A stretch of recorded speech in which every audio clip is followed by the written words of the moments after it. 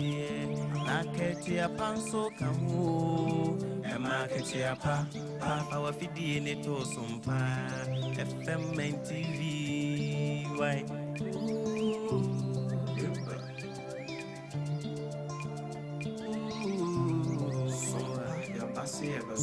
Yasin Sompa Mani, Nakatia Pana Unu, Sompa de Asset name, and Makatia Pa.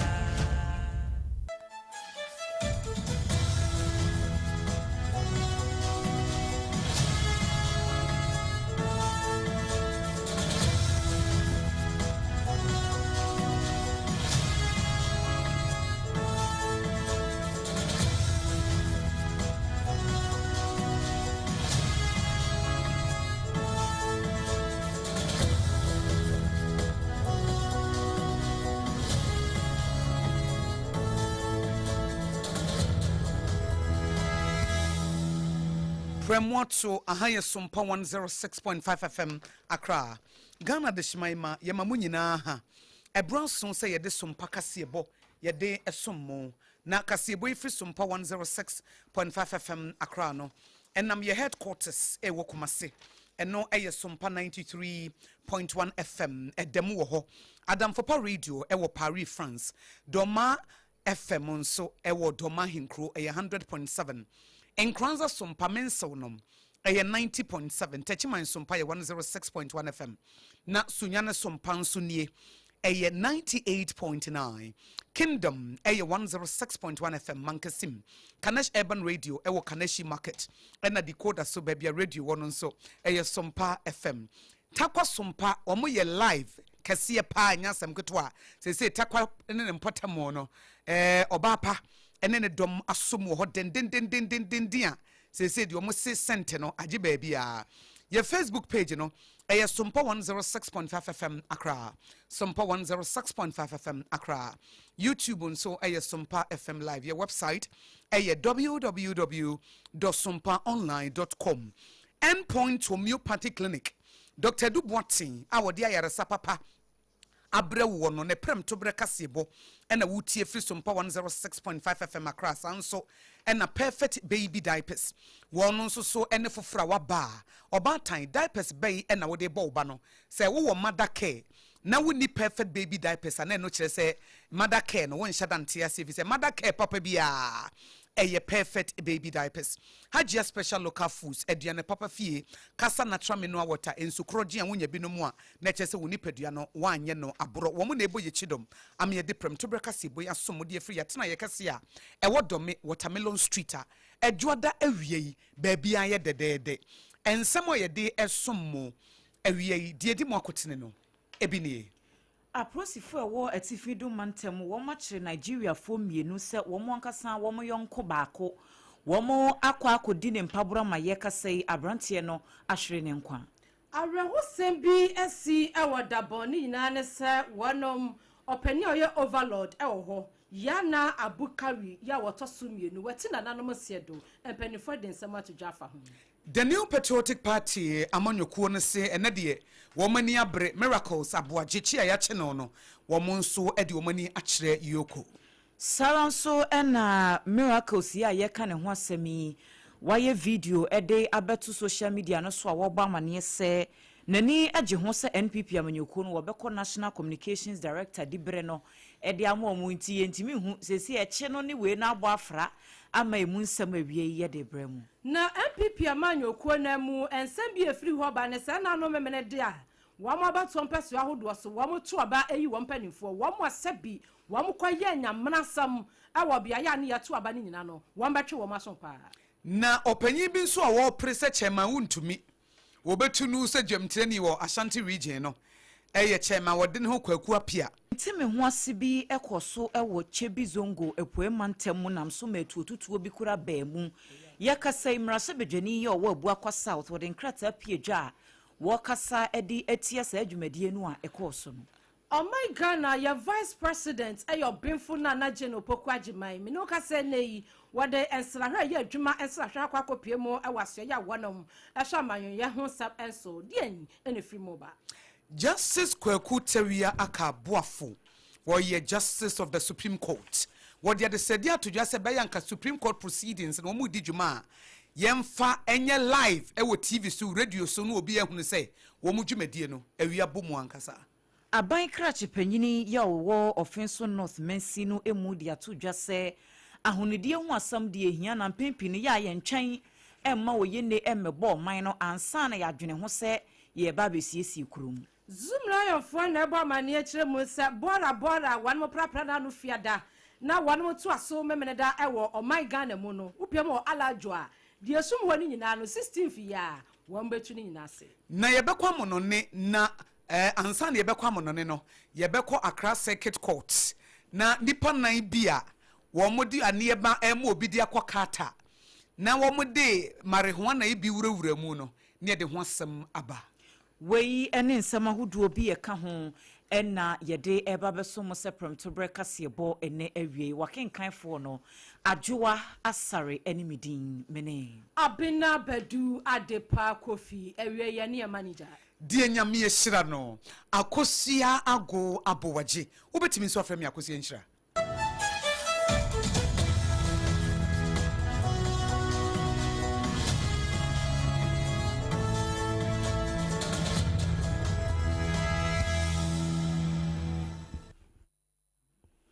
afei ensamno enchiremu ankasa enie yeshase ewo mentifi do mantam na Northern Regional Police Command no womo achire Nigeria de hye mienu ya isusu se womo koku bi ya wono so eye womo yonko Nigeria ni a womo kohu se abrantie na mu eda wono ankasa ne fie ewo Sanzirigu eno eye mpotamu bi a ewo Tamale honom na suspect no womo din ene Daniel Victor Eze ena David Oko Ewa womo nyina ye che womo wabra no womo pa adwane ewo Ghana ni Togo ahye no eso sanse police fo womunya intelligence fa sare hosam no asi no abrantie ya wahwere ne nkwan wadi mfihye no aduasa nsia 36 years ne din ene Ikemujika Uzochukwu Eze womu kohunu se na mu eda mojam enano memneda na wotwe na wieye na bambofo echire mu se womu koye no wo mahunu se abrantie no maso asa yede ade bia eye sharp te se nkrante anasa se kan en yede twa ne maso a abie da ho en asabe nanum nso womu abie nanum apia ntomago ede ahye ho entutum se eyade a womu ahye da pa ena womu adi sa nipa bonefo sem no na womu kukura mu no di kopie mu se womu de ne kwayaresa bia won koduye na a doctor for ebo mama ne se abrantie no enyade se wo kan tiasefo asase so hu biem enti womu kire se womu hyase se womu ye nhwehwemu no womu kohunu se abrantie ya wafiri mu Uzochukwu Eze no wone na yonkofo mienu a eka ne ho miensa ene wono Uzochukwu ne yere ena ete 3 bedroom apartment bi mu ewo Tamale ho na apartment na wo ma rent no sebe wo musu se fraud adwuma yi bi no wo moye internet so kro no boyi na wo mo se wo mo hwehwe mu a wo mo ye ne kire se ena no wo mo scam mi obi ma scam ne peke ye ne sika wo mo nya ye no ena Uzochukwu Eze wono bodomani ate en wono ankasa peso wo pocket sika no enti Victor Daniel Eze eni David Oko ewa hu se da bi ase wo mo nua ne pese wo fa sika ni nyina edie no ene wo mu mienu bo ho process sika no Uzochukwu so won fa made ene ye won be kire no bosumi edue mu aburo pa ena wo mu ekodi no sa awu no enti wo mu ye sa wie no wo mu bo aba wo mu ne ma no se wo mu dwane ya Togo border no so ho no wo mu ye se wo mu kwa kofa ene se police fo nya intelligence a wo mu ekokoche wo mu nti ye kasa ide sa amrantie mienu na ye che wo mu no wo mu aprosi fo akache a wo mu so abo abrantie ba kudian ye frɛ no Godwin nwafo se wono so eka ho bi ena sa awudie no ekoso nti nipa miensa no ya che wo mu no wo mu nyina abo amanhwehwemu atimi akoso wo mu ye search no wo mu kohun se abrantie no ni mobile phones a wode ye adwuma laptops tablets jewelries ne wristwatches ahodo bi ene enkrata bi a eka ho no wo mu kobo search wo dem ho no wo mu hu sa ne no nyina prosifo asasa eno na kwakwaye adanse a ebo amanhwehwemu no atimi akoso nti sa nipa no miensa no nyame ya adomo ene ya yede wo mu ekwakogira mu ewo Tamale court emra no anim se de be ya wo betimi atoto wo ma no wo se wo nsa kan CCTV footage bi a ebetimi abo investigations na wo ye nti ne emrantie miensa no yede wo mu court no de court no beka bia no yede ho amanebo ebesumatifo Abusia watsugusu a wotie pram to braka se e wa SOMPA 106.5 FM Accra yɛda mu live ɛwɔ Facebook no so ubenya yɛn ahyɛ yɛn ti wokɔ search bar hɔ no mo ahyɛ ni mu no na wabɔ SOMPA 106.5 FM na wanya yɛn ahyɛ na de Accra no asoso na wansam foforo mu no yɛkɔ dabɔn amane afiri hɔ ba no emu nya da kora ɛyare hosam empanifo ɛbɔ amane akyire mu sɛ overload hɔ na kyɛ sɛ ɔhenkase a wɔno ɔwɔ dabɔn hɔ ya na abukari ya wato sumienu ene wan mu kire mu se wati na nanom siedo akwaya reho sempa opani a wono wasi hene etu hene e won potem ho kuga na Adam Abdullahi the second wono ena edi ensemi epie monten na wakire mu se esan areho samo enei upie mu eni edakoto mojamu a uhutuntum ene kokodi ahimi ya womo emoni ne chese womu twa adwadwoyi upie mu ewogbewa palace ya ahimfia no ewo yendia womo ya mamra ni amane ewo afa ho no mafei wonom eye nyankomade na bibia ekire se womo henkase eti nananom adehie behu echichi ni bencheye ama obia ati asenti womo watwene bia saa twene no yensi so by heart saa wohen kase ekwa akura anasa woda ne bonkum so ana wofra ne ntema ne tintin mu a ana saa twene no yesi so na no pai empanimfo se wo masi so ewodabon ene ne mpota mu ekire se wo mo ehin popro wati nananom esiadui na ne nyina enkanfo ano opani sem de efa na ye hu tutu ye nyina no wana matena konwa ebehia na wo mo de bibia egu akwamudie besia kire bia no wo mo ma etiefo afei oman kana adehie 106.5 FM Accra ne bede di course na MPP for say wo mo ntiase because o mabrante no ko mu hu na kira kwan ba bia etie na den wo mo nyina be ko yoko no makobusa mpanifo se Dennis miracle saboaje no edi enti na mo che no na da e ba ne se yete ne se ye no ane se na amene afo ne ye ko hata na sa wo ne ye ko akoyie na obi hu o hwehwe na kira kwan ya wo be hu no na makwa kwachi ne bibia etesa ne no na nipa bebre na eka ho asama ebusebusa na lawyer Justin Kodua Frimpong oye MPP General Secretary and wo de to the Facebook page say yokofo akwachi no airport o na eho asam eno no na nse misa ne bebre dia banti wo mo de wo mo kobusa yokofo say ye panyin na mache no no ye nipa na mache no no ye ba na mache no no edi enti na mache no. Democracy under His Excellency the President is under attack. And this is another clear example. Miracles has not received any invitation from Uyoko. He has not been informed of any wrongdoing. And we are demanding the immediate release of Miracles. This is rather helping us to galvanize our base. If they don't know, we are going to march to Uyoko and we are going to find out the reason. In fact, if you arrest somebody and you think that you have sufficient evidence, what do? You put the person before the law court. It started from Uyoko, giving out some onerous bail conditions, repressive bail conditions. That is when it started. So the fact is that if you have been given a certain repressive bail conditions to meet and you're unable to meet, then they keep you from this. We and someone Henry Nana Boache. I want na national organizer ma the New Patriotic Party amanyuko no e dia to na sansem kro ya ene ofo se yire bi mrahye bedwani honorable lawyer Kwadwo Oponkroma so de na no atom biem se ne ekoso aban mu no wo modwene ho a wo monte ase kura na aban a NDC for na tisuo as wo mu use de fa ni detention asa aba bi a ye fa detention aba as ya chew ne de watum no mo de intimidate political opponent o mo de tietio mo fa hodie so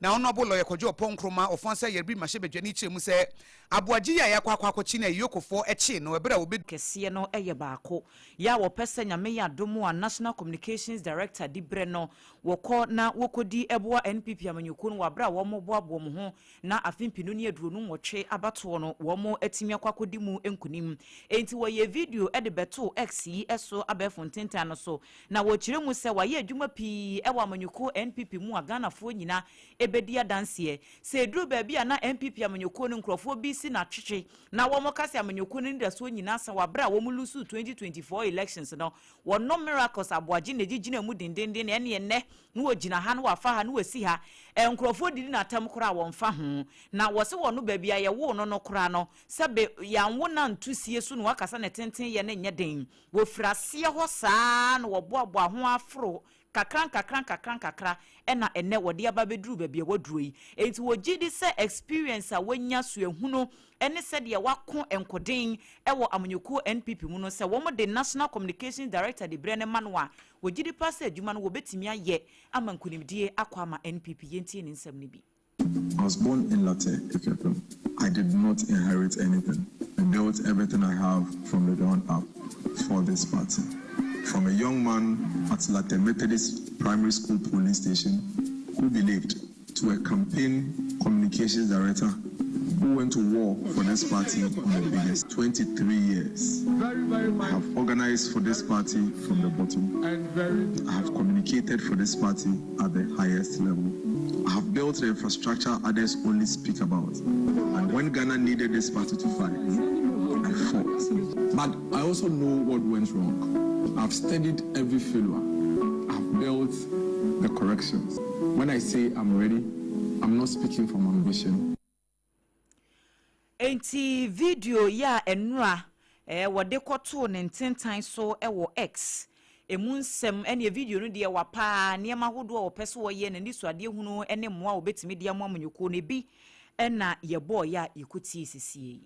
Obofo ne de ne nam eho apaso MPP wasuru kokokwa amanyoko ne mu wa makachi ne egusu ayegina na yenyina yenimsam ese na watwe awie ye na no memene da no na abato mpeso ahodo ni nyina so no wonom eto wo maba eyi empanimfu a wonom ebedi kuo no anim na upiemu ewo mpeso abisu ade ate ye de abusua bebre na iwanimsam awi ase akra ma bantama delegate ni bi ebodua ne de ekeka upie wa sensa to say ya ehwo so kra na wo manto injunction da so ene de ekeka na ekoi mpanimfu na ekasai wo si adehia wo ye MPP ma sebi mpraduasa yachi internal election na we yase afani afan kan kyeresa abontenso mefa nkodi na se moa mo dede makokwa ma wo nyina ya krobofo mai na mantim ya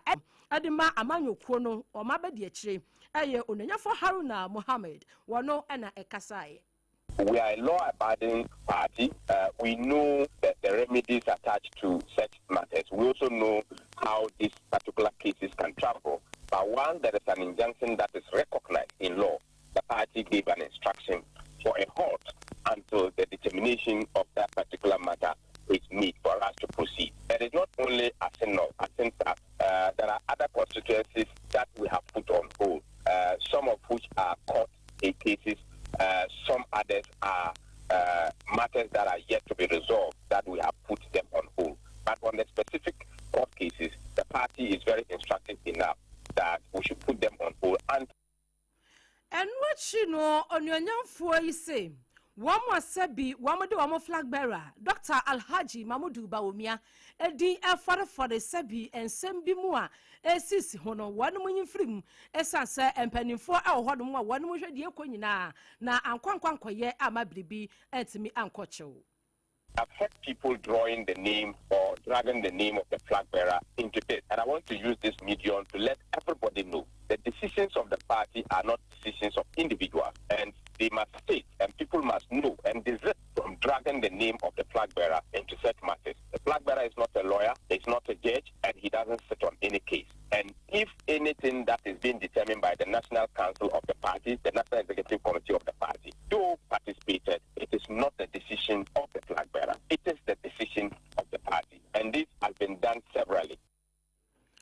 And Penisa Quamo Diabrewana ya was soon in Nana Nomo, na common de Dia was Wabakwa Nana Ebua National. Openi okasa ye Ura Haruna Mohammed Wano and a Deputy General Secretary Edema MPP wasun kokroko amanyoko no. Enam se ewie di MPP amanyoko no na dapa so enam Denis Abuaje ho asem ne ne kaka ho nyina nti ene omabato ekoso abato mpeso aso no yenkopie Ashanti region ye Asante Mantemmo eho nso de munim se eyomo tena ye kese a edom dodo no edi wo mochi enipa ba ko a wo prese wo betu chema wuntumi no ono abeye chairman prekope no eye chairman odene ho kwaku apia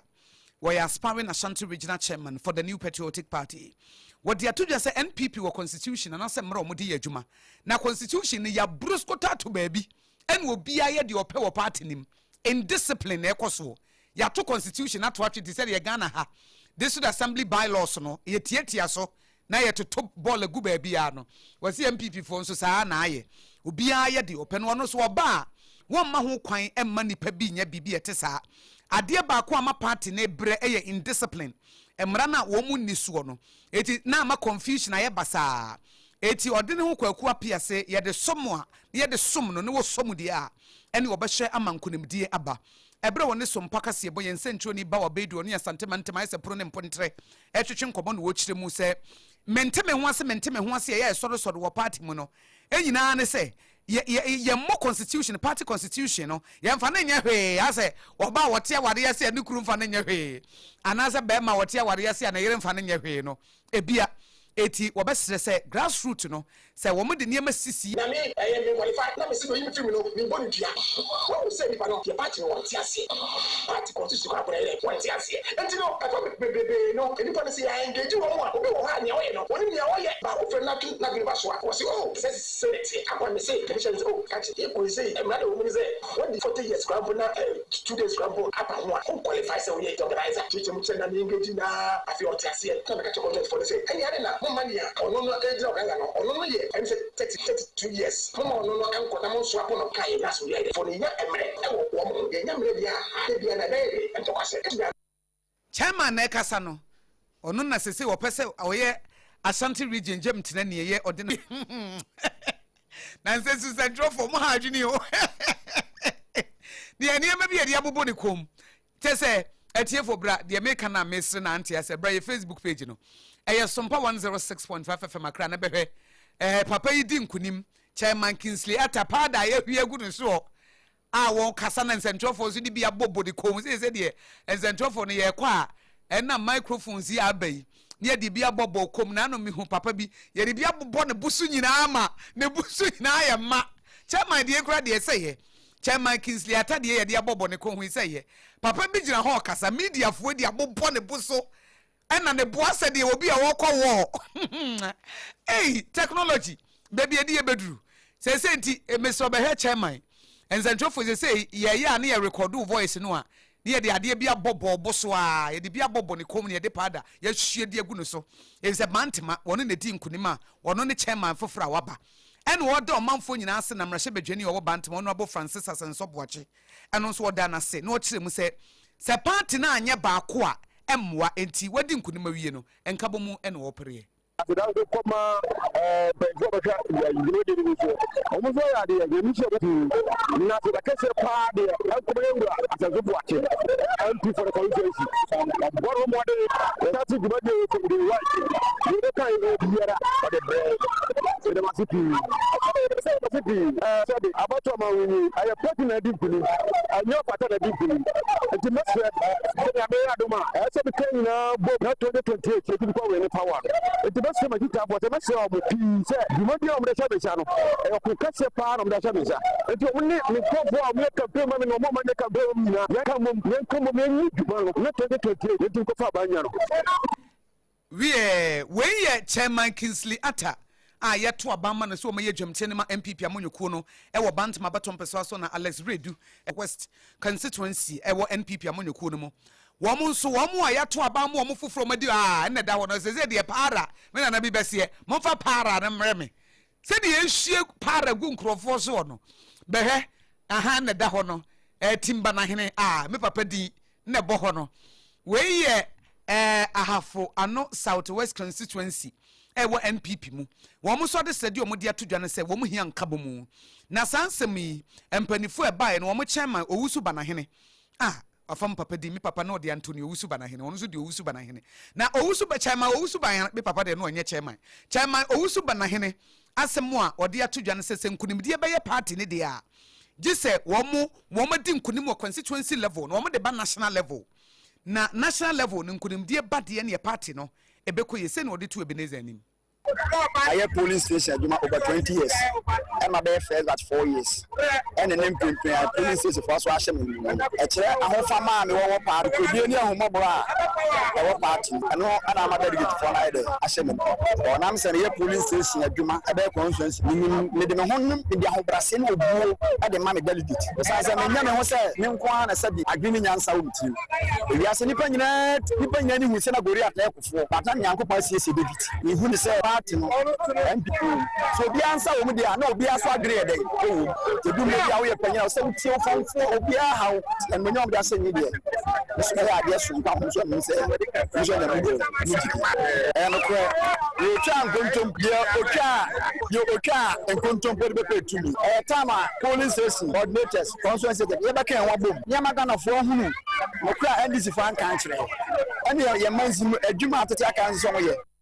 para me na bi bɛse yɛ powder no wɔ sɛ para ne yɛ hye gu nkrɔfo so sɛ yɛ nti chairman agye ne de no chairman owusu ansa ɛna wɔno so ahafo ano southwest constituency wɔno ɛne new chairman ya yi no abaton peso aso so wɔmeto adwumadie so a yɛn sentro ni Ebenezer Wusu ansa wɔbɔ adwuma wɔtintim ɛde aba besom yɛ yɛ kai wo sɛ SOMPA 106.5 FM akra so ni prom to breakfast yɛ bona wasungu so a wotie no na yɛda so agina NPP wɔmo abato yɛ ɛkɔ so no na enkwanta south ɛhɔ ɛne yɛde wo ɛkɔ Ghana Journalists Association sɛmtwerɛfo ɛwɔ hɔ no moti regional chapter no wɔmo de wɔma pile live pa wɔmo kyerɛ sɛ yakodi nsɛmtwerɛni bi mpabro ɛwɔ hɔ no mo a ɛyade bi a ɛhadwene na wɔmo ɛkyerɛ mu ɛsɛ wɔmo awie abatoɔ no koraa wɔmo kenkan nneɛma ahodoɔ yɛ ɛkɔ so no nkwanta south asɛm na meka yi 10 no na wɔde atodwa yi a wɔkyerɛ mu ɛsɛ wɔmo wɔ hɔ an wɔmo hunu sɛ baabi a yɛ kenkan aba no nsɛmtwerɛfo as usual wobia sɛ saa de wei enye de di kan nie kyɛ sɛ yɛ nto aba wɔ Ghana ha yɛ mmoro nsɛmtwerɛni bi wo hɔ no mo na sojani ana police ni bi ana bamboni bi wɔ hɔ no mo wo sɛ wo mato agu nipa no so sɛ an yɛ mpene ma wo ntwa video yɛ mpene ma wo record bibi saa ne ma na ɛkɔ so no de ɛyade bi a ɛhadwene paa na kwabranto wɔno ɛna yɛ Ghana Journalists Association no ne nkrabata ɛwɔ nkwanta south wo ti region no wɔno na ɛyɛ wɔmo dwamtirani wɔne yama ne bɔfo edi nkomo yintie no ya ko nyina enim no me nda ya na obukoto aba obo entanyi na tedi ya ni na yankwata aso obi ankoda na tedi no edi wa ha ebegonu ni ma so okoda na so abato na omoto ye na ntedi pa do ebonu ni nyina na so nipa ewo ma kete omo ehwete di abato ni eko na abato ni eko so be no ma ba pa ho eko bonu ya afi yehu ya sa banfo eja na all because asuga for abara na mintu krade be gina ho achi na me fa ko se be bi ebunsuo ko punse ni ya deba pe na meyano NPSA omo efu me konik ba ko sempa na me shwe mi ka be tai na me fu ekuta police officer bi a o kire mu a omo pese omo formati for na ntino on formati for so ochicha issues here any inquiry will charge omo pese omo security na so omo ka omo formati that means all the work they get in there and any stage for Nigeria at the end of the omo for the man some kind of stage for so unfortunately sharp commander and all them this and because you say na e ban and also what here wo cha do boss no yeah so that to say the video omo yachi which at the end of the day the executive for the whole journalist was here customer jacket there or enti kwabnanto ena yete ne nkan wono na yedwamtirani emansɛmtwefo nkabomku a ɛwɔ oti mantamu na wote sɛ wakyensɛm sɛ kwan omode obrempɔn ba kwa me owusu ya wɔyɛ nsɛmtwerani wɔ multimedia wɔmode ne fa so na wɔtwe wieye ɛwɔ baabia na wɔmoto aba ne de yade bia ɛhadwene pa na ma yɛn free NPP amanyoko no ne wɔmo nsɛmsɛm ne mu na yɛmfa yɛn nkyerɛ mu ɛwɔ nsɛmfoforo mu mrasɛ bedwani ya wɔgyina mu ɛde ma ɔmanfo ɛwɔ abua kwa south abato mpɛsoa so ɛyɛ Dr. Kingsley Ajiman wɔde ato dwa kase tia etuotutuo bi ɛkɔ so a abranteɛ ba akokora ho kɔkaayɛ ɛwɔ joint military and police team wɔmo operation bi a wɔmo kɔyɛyɛ ɛwɔ Chebi Zongo ma wɔmo ne mabunu bi wɔmo de kɔbɔ ani a na nya asɛm ketewa kora po emantem asɛm ne yɛkan wɔsrɛ sɛ mu da so akɔso wɔ saa shooting incident ne ho ntino wɔbɛsrɛ sɛ saa bere no wɔbia ɛma nakoma ɛmra fam na ɛyɛ wei na ɛyɛ wei na kɔfa ba ayɛ ne adeɛ no enya de sɛ bɛboa kora na wɔn kyerɛ mu sɛ nipa na ne ho kan no wɔyɛ abranteɛ yɛ bɔ ne tuo ɛwɔ ne sire mu ya no wɔn so sɛ saa nkrɔfo no wɔn kɔto hyɛ National Anti-Illegal Mining Operation Secretariat 9 mosofo bi a womo koye adwuma ewo ebua kwa honom potem honom womo koto hye womo so nti 9 mosofo na attack na ekoso no na ma bambofo no so ba mu na mabunu se hene ha ye mpio no womo so retaliate ye koba ya ye se abrante ba ko no kura no ne nan etuo eka no na emom nkrata ya amrahye bedwani ede ba ya wasan ewase enua ene womo de nkrata yi eba ye no wo kire mu se woni mpenifo di nkomama yaka kire ne se abrante no wojia yarehwe ewo chebia ban ya sabia ya wogidi pase enche abrante no ho betimi atono na wakwakoto na adwuma so wasere mabunu ne tituru ye wonpotem wose ya asemba wo munya abotere na saa attack na nya de ebeboa kora wei eye na sabi obi firi mu ankasa nipa kro no enkuawu kwa etinima bi etese ne ya na eba wo munya abotere no wo mpe the appropriate authorities na wo mu no wo mu eni nkomo sede ebeya niema nyina ebetimi akoye ye kasa de wo so ba empotem ho a na bato mpeso anso ho nyina adwofom ya polisifo edasoa eyenhwehwemu ewo saa attack na ekoso no emu won samfo from no obinfo na na genopoku agemai eye omeya vice president maami odende no grandma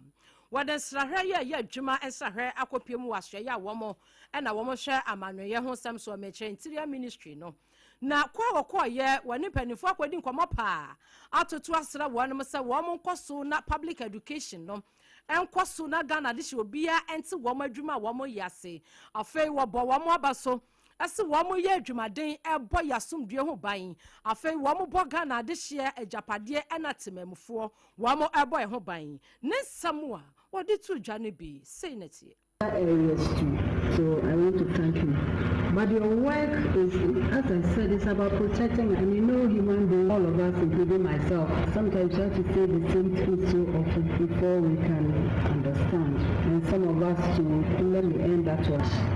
Faith in us that they want to collaborate with us because they believe in what we are doing. That in the end, it's about their own safety. So the perceptions are important. They may not even have any basis in objective reality, but they are important. We must be friendly. We must put ourselves out there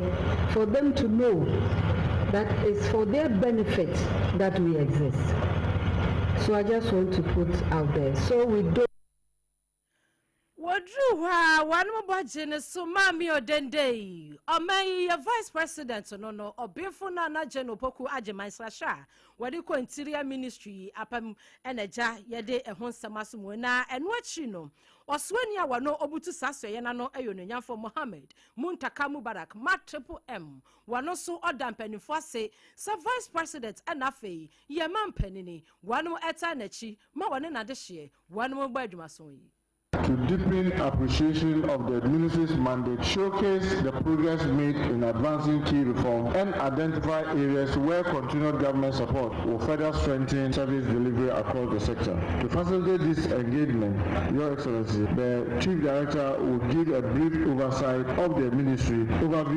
of the ministry, its mandates and strategic priorities. Your Excellency, we are especially appreciative that you have taken time out of your very busy and demanding schedule to engage directly with the leadership and staff of the Ministry of the Interior and our agencies. Your presence is a source of encouragement to dedicated men and women who work tirelessly to lead, preserve public order, to protect lives, preserve public order, and ensure the safety and security of our nation.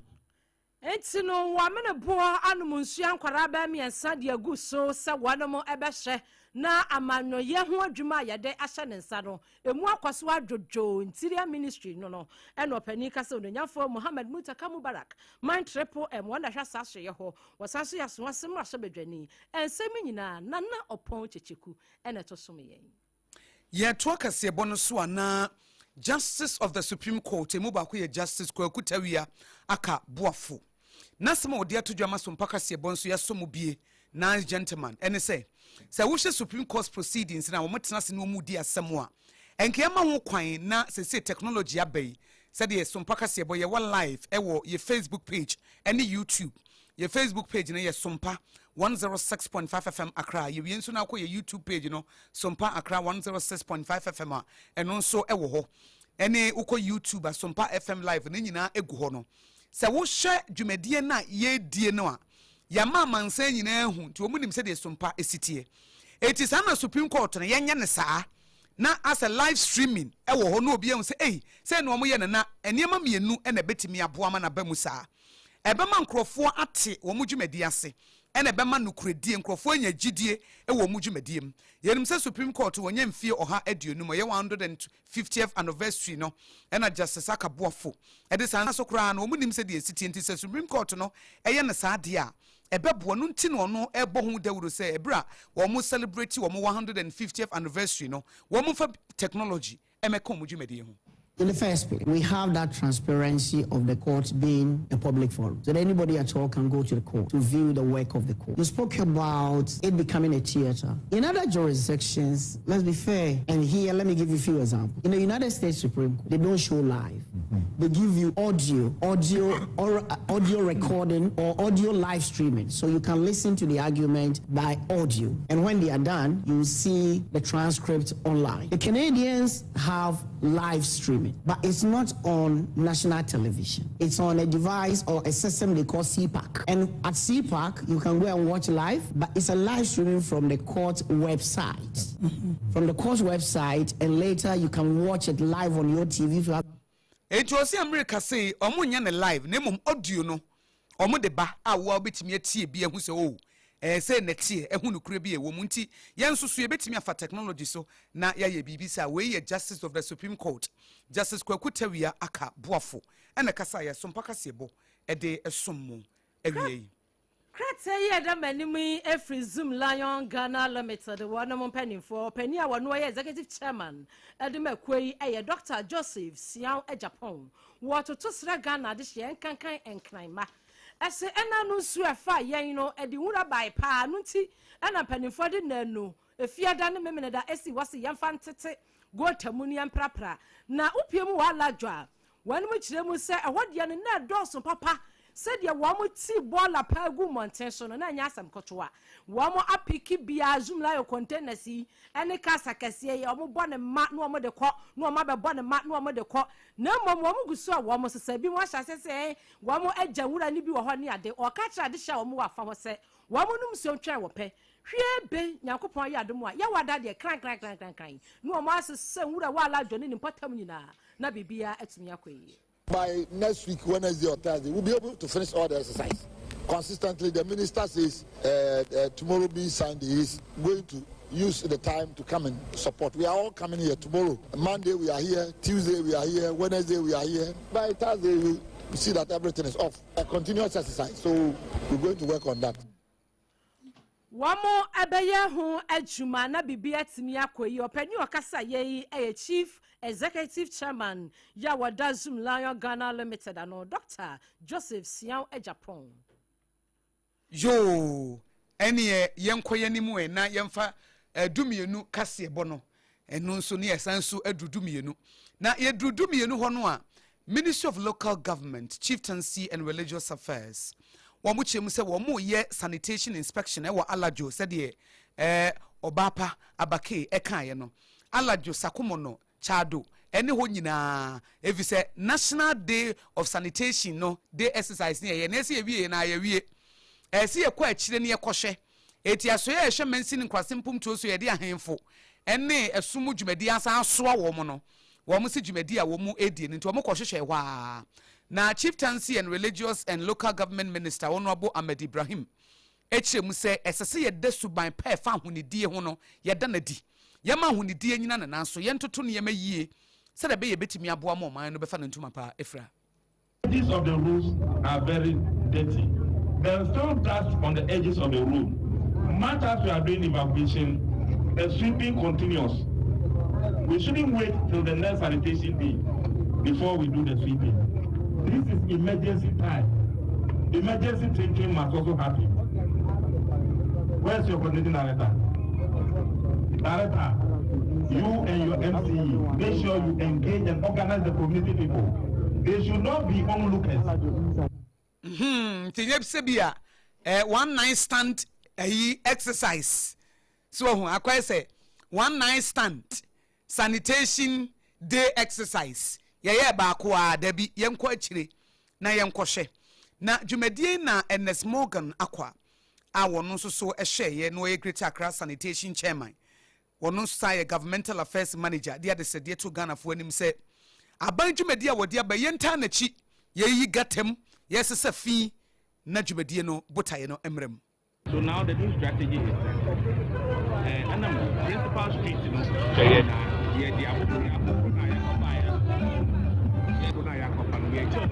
principal street normal one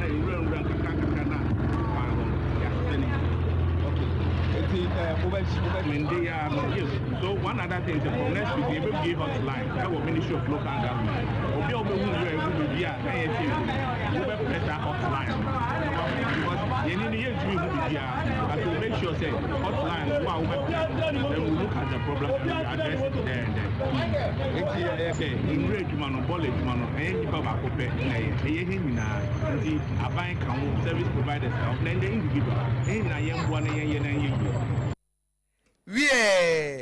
NS Morgan Aqua, a Greater Accra Sanitation Chairman, or say a governmental affairs manager. One of this answer me too, just some pakasiebo, Edia Sumui. Na yeka hunidie ho asemi mensin krache ewo Fenso North Numnyam for Caesar ofuswe champon. Wono so asre Ghana for sa sanitation dwumadie yi a ekoso no eye ADWOA ne mu no mano yama wo mo sama ekra di ka boss no se ebeye ye no ne aye we 2 days ni wie no obi akopɛ ne ba bia da wo de man na wɔtwe mieru bɛsa tia fa kurom no bola wo behunu no kra chen de yesesa wo exercise no ase no na wasra pass mensi assemblies ahodo no wo mu DCs ne MCs a wo mu deda no wo mu na esesa wo mu so sa adwumadie mu no wo mu ne tintim se de bɛyɛ eso ebetimi abanfo so wo de nsem wo nyina eto ya mane boni ba wa bedu ani wa bra okopie mu ewo akomadan ama yama wo mo sama ekrata ye bedi akiri se asotwe bia ya ye de ebemu mu na aye ensena ho ama afa ye ntwen se atrenchen bi nsi ansana ya sori se ye de enchicheye ne ya ka ato se obia se so na wo ye o se ye pie enie danim kakra no de e ka ho enji se opra wadaroma pra ho ehofu a animu e ka ho dodo kakra ye ne sa ye meduru empempensuo ya enne ye gina mu ya age se ye na nhyepete se ye nyina ye enti ye bese se asetremu ye nyina asede enye ekuo bi enye esum bi emum eye timamufo ye nyina ya asede se ye behwe se ya asetremu ahonidie die ye bese se eda ya ye beto nsa afre Honorable Caesar Ofosu Echampon wono na ye DC ewo Fenso North wo sa ensuyiri ya enano eba yeyi ma adehye sebi wo muti nananom nsedu yenka busua yawo yekoso ama busua yakọ nanso ni nyina no na panimfo se de wo hu bi pen nko hu bi bio opani a wo kasa yi eye member of parliament mechiremra shebadwani de ma adehye awonom ewo atwema kwa nwoma abatom pesua so onanyafo kofi amankwa menu wone na ekasa yi wo totosre adehye ye Ghana fo se bibi sesi na yareho sembi se ya ekwano nko anke yemfa nya manwosem o na wesen ye wa MPP weso ya NDC ensuo no wo baba befo obi no wambisa party card ana wambisa sase mesi kokoko wo MPP ana wo NDC ansa no awura jade wo fa obi a entini se bibi sesi a aya Ghana fo yenya botre ne fa manwosem ento nchen na mmom yenwe ne kwan a ye befa so a ye betumi esi sa de kodea no ano na ebi ensi biu wo de sansem nyina etodwa wabra wasi eye 12-seater public toilet ya wakwakọ bia no kra e wa akosomo ya no wo atwema kwa nwoma district e wa santematamu e no de sansemi eto yensem twani ba wa bedu anim ebina de ya committee bia na yetim sika bia World Bank de bae wase yetimede ye atwuma nanke so sa enoma ya no no aban esesa ya aban foforo e bae no sa sika sem no sebe twene na ase kakra amia ntimi anya nanso enka akire ya hwe ni pankwa sa ni pankwa na ya hwe no yentimi emfa mabio enne abusua ebi aye daja ene efie bia say ebi obi ohwe ne nkwa no nanka ono ene breadwinner e wabusua ene wawu saa abusua no yentimi enye emane enti de mesre ne say ye wa amanyosem nanso edru baabi na say efani pa nkwa ho a yenwe enipa ne nkwa ho echen amanyosem because edru baabi ne ekwa ne say we na yeye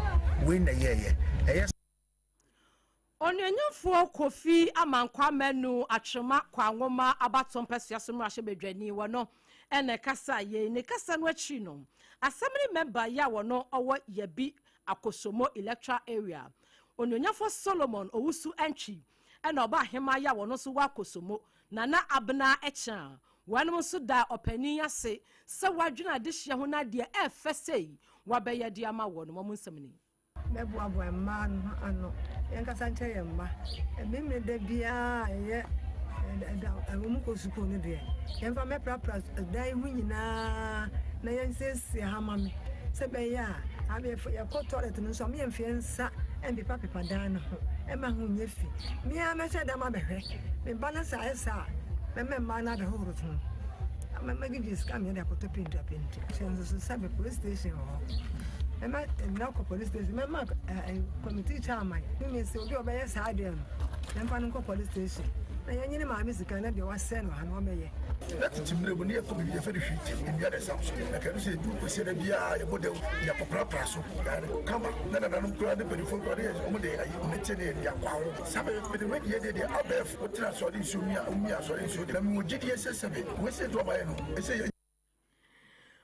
Assembly member ya wono owa yabi akosomo electoral area Onyanyafo Solomon owusuanchi ene oba hema ya ono so akosomo nana abena echa ene omo ne yensem training ba wabeidu ekasai kwantinti bia kopie kotia ayaresa bia kopie kotia ayaresa bia nya kopie endpoint homeopathy clinic dia na esa yare no wa ende ni influence yare ni tumi na wo so no yetu no yare na mo aye mobo no na yetu no nipa mobo yare timi kan wo hye endpoint homeopathy clinic and American for the amawo endpoint homeopathy clinic is me mo asonte se wo betena ho ama yare adi unipadua mo akoneaba ene stroke ade chia diabetes ade chia hypertension ade chia wei bra endpoint homeopathy clinic e was spent as kwano so baby e fa shell signboard no ye mo na wo kuma senso akro no mabo ahia e ho ne ye wo emubuo yare wo maami anasa papa bi odihie bi abubu egu ho afa ne bra endpoint homeopathy clinic yempe baby mfa ne nto a doctor for ne nurse for behwe no akopem se ne ho beto no ye de befa physiotherapy ne massage ne mu na bibia akoyie awo ayedi cha wompoa bra endpoint wate ne yemfa homeopathy so e ma nwomfa ho mfa wo bana afi de wa bre na ye na da be na abewo na ade ada ne life bo e fa ho be bra endpoint homeopathy na sa reproach no nyame nyimfiri ho endpoint homeopathy clinic prostrate emu how endpoint homeopathy clinic premature ejaculators mu ho premature ejaculators mu ho premature ejaculators momra na yenye na mature ejaculators efise ha dwene se woni wo yire etu kwan na wagya na kwantimfi low sperm count kura de mu obi mfa ntwa wompo ma yam hihye bi meto so se obi ne wo yire benyem na ayire de aba be hyew efise wonam ho nyina wutim se nkwamo na ewo bo sperms mu no enye brana endpoint fo mfa homeopathy so ma wonuro ye de wobetu aduro so wonum mie no wo yire benyem ahenasa na wodem endpoint homeopathy clinic physiotherapy and massage and fresh 0244 867068 Dr. Duboatin 0244 867068 0244 867068 and 0274 234321 027 423 4321 endpoint homeopathy clinic kumasi ekronoma bohia tema community 22 ena sprinters baby efene share signboard nti de no ane say wa frɛ doc no abefa 0244867068 na wodem na perfect baby diapers eno ane yekuramu obatan akwada no so obi age oba o say akwada die wodwunso ana age ne ho diaper no enye wobesu anadwu bi ansa na ade ache diapers no enye akwada no ne delicate skin no fa perfect baby diapers no eno na fa bono said the beya obey comfortable obia obesu anadwu bebre no na akwara radio opesu o check diapers no check diapers na ha de won obi say so obobra na ensi ya check wa brabo obi nwom no say oba esu basabasa check diapers no say oba obi age na no asa de wa de ama wa check diapers no sa akoda gunsuo na agye ne ho nyina ogya ne nan na agye ne ho nyina perfect baby diapers yesan so perfect month emu leak proof diapers ni bi na say en leaky en how na ama wo ba no ne delicate skin why comfortable na abo ne yi se wo mother care na woni perfect baby diapers enya mother care na wo ye no perfect hygienics limited for na dia bafre 053 ne to bi na eno na abaten nyina ebusa 053 10 99889 053 10 99889 TBM 053 10 99889 na aye kama pa na ye home so ye ba ye de dia kan ebeto aso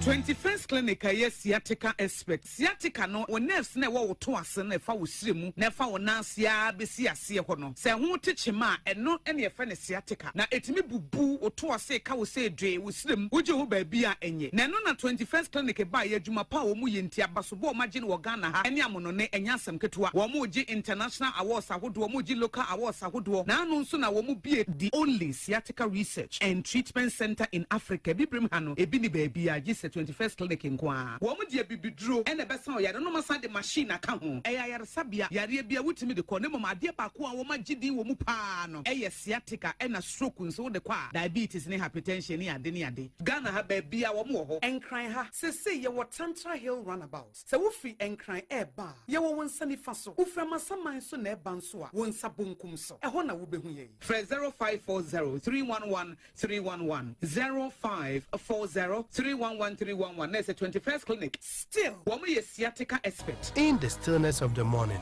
before the noise of the day begins, there is a sound rising, a sound of prayer, a sound of power, and a sound of victory. Yamawakwaba was SOMPA First Service. I was SOMPA TV, SOMPA Radio. Your early morning altar of encounter. Join Bishop Albesaki Kwampo. Onyankopon di fa wasra no eweye brim. Enam ne nsaso ama onyankopon we ya honwade pi. Through this prophetic platform, destinies are aligned, burdens are lifted, and lives are transformed. We need to teach us SOMPA First Service. Our home enye TV program keke. Eye bra osro ni asasi hia. Eye bro nyankopon kasa chenemba. Set your alarm, tell a friend, gather your family, and let the Spirit of God reposition your life. SOMPA First Service entwa wo hu hoda. Eye dwada kusi efiada anopa. Anopa no num kusi anopa no nsie. Fa woda ni nyina share densa na erade beye. Kwa Jesu why no Mr. Bremwa ayemi o na ada na koda ni susa yam se kom na di no ene se wasu a Mr. Mfa na mame akoda na da di so musa no hwe ni court ni mu krafo wo de mame nyini diaper no diaper no krade masisa me hu ne amenyempo aya diaper na she diaper fufura abadwa so eye perfect baby diaper make na asemi a chinsu ankasa emu ya moto na ade bo akoda na ensansa bia enwu no perfect baby diaper make ye ne Ghana ha ye na ebua Ghana nkwada nso ankasa ono kwa na wokwai me ko perfect baby diaper si bia to sisia na akoda na Fre 0531 099 889 and 0303 957 965 FDA aji edwade nkrato yi atum.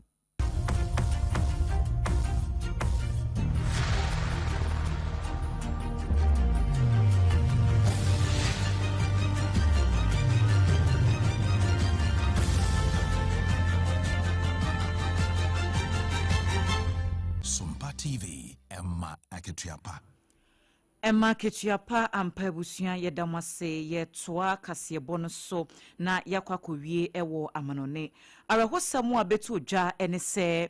ejebia toba bi mu ewo Bangkok enra enam so ama nipa duru nson 27 yekasa de kanana na wo nyina ahwere wo nkwa emu aduru nu 25 nso wo maprepre mu odin pa na yekire mu se ba no ejane hyase ewo stage ne so wo bia nim ba bia na efiri wo hu ya ne se ewisie bi efiri ba bi ba wo mkora de se eja amano ne ba de wo moji omani na wisie fa ne ye hyehye ene de ye no mo fa enti obi akora dwen amma so se eye gya hyehye bi na firi ba kopem se obi ekohunu se da bi ase nhoma ni mu atete wo ba bi a smoke na eba na ano odin ye pa na ene obi ahyase se wo skata ape ba bi afa ene se wo mo di nyame boa ye yo Awurade boa ye yo obi ape ba bi akwa akohye ebi mu kopɛ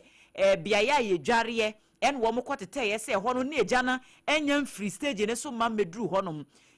gate na loke wo mu bia mie enti odum jadwumakuo ni ba ho no ma wo mutimi ebebre wo ja no asene ade na chese nipa 25 ne de wo bia ni ho no ma wo pie ya na wo wonkwa enti ye ka se wo mo mapira no so no ye de wo mu nyina akọ ayaresabia ya wo mo eje ayarehwa woma hyase eye nhwehwemu na etimi aboa na nipa ba ko a oka wo mo nye wo mutimu edidi mu no wo kire mu ese woro no kwa abontin wo hu se wo bi enum cigarette ne bebe bia homa ne bi no ewo enti eno na wo mu eye gie di se